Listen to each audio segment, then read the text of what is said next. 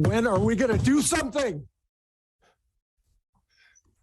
I'm tired. I'm so tired of getting up here and offering condolences to the devastated families that are out there. I'm so tired of I'm tired of the moments of silence.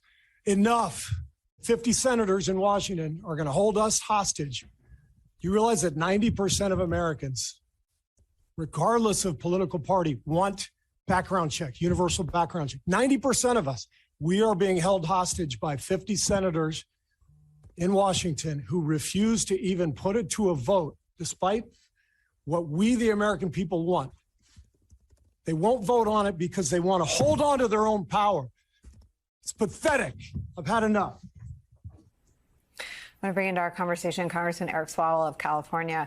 Congressman, you staked your presidential campaign on this issue of gun safety in America.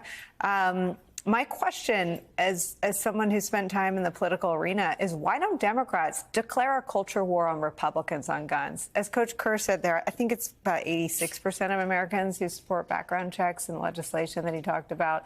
Why not go on offense on these cultural issues? 65% of all Americans support Roe. When you get into the extreme bills, 93% of Americans support exceptions for the life of the mother. Why not get on offense on cultural issues when you have public opinion behind your side, not theirs?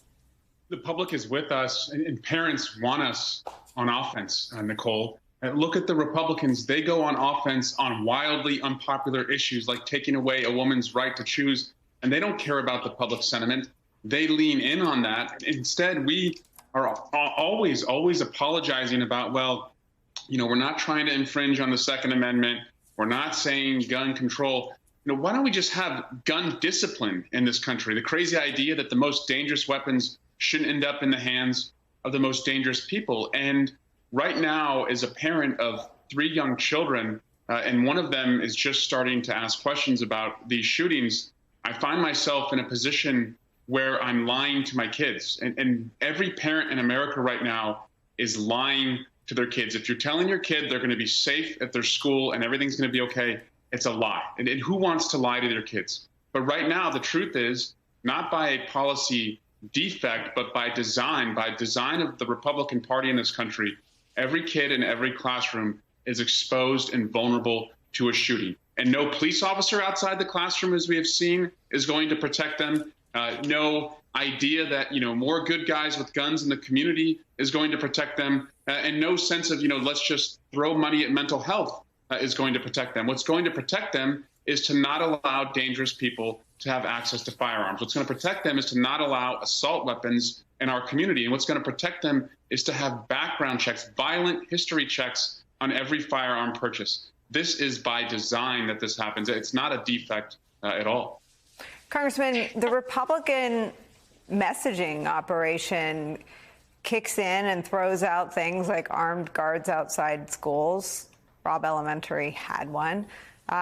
They throw out the kinds of things that haven't worked, that didn't work yesterday, that didn't save 19 third and fourth graders from losing their lives on the second to last day of the school year. How do you, as Democrats, with 85 to 90% of the public behind your positions, not prevail, not just in the political arguments, but in the legislative process?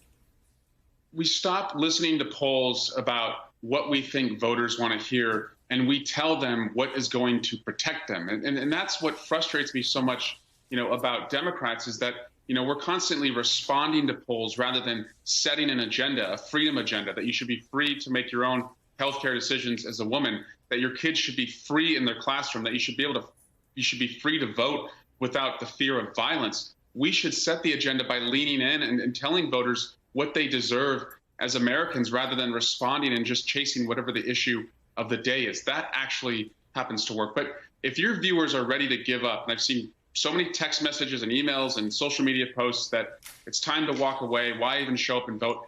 I'm telling you, we have made progress. And David Hogg, if you follow his threads today on Twitter, he is saying the same thing. We have come so far since Sandy Hook and Parkland. We have a gun safety majority in the House of Representatives. Everything that we need to protect Americans, we've passed in the House. We're now a few senators short. So the response should not be, I'm not going to show up, I'm not going to engage in November. The response should be, We're on the goal line. Let's make the push to get a gun safety majority in the United States Senate. Elect Val Demings in Florida for starters. That would go a long way. We can do this. We're almost there. I don't want anyone to give up because we need everyone to protect our kids.